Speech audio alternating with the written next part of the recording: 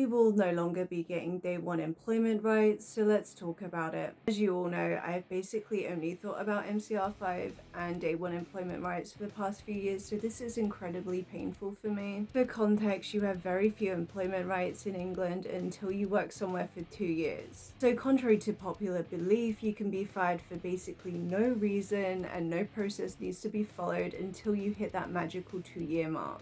There are a few exceptions to that rule, but for the most part, you're fucked, right? Labour did pledge to change this, ensuring that everyone would be protected from unfair dismissal from day one. Now, that doesn't mean you couldn't have been fired from day one, just that you had to be given a fair reason for it and that some sort of process was followed. This pledge did not go down well in the press, as you can imagine, which is how we ended up with it being dropped after a long back and forth period. Now, it's not all bad because that 2-year period is being shortened to 6 months, but obviously that's not as good as what we were promised. And it does mean the 9-month probation period that was being quoted is also being dropped. And that probation periods basically don't exist in law. It's something that employers use to make you feel like you have more rights than you do, but they don't really mean much for the most part. We are still waiting for all the details to be announced, but that is basically the rundown. Better than 2 years, not as good as I was hoping, but...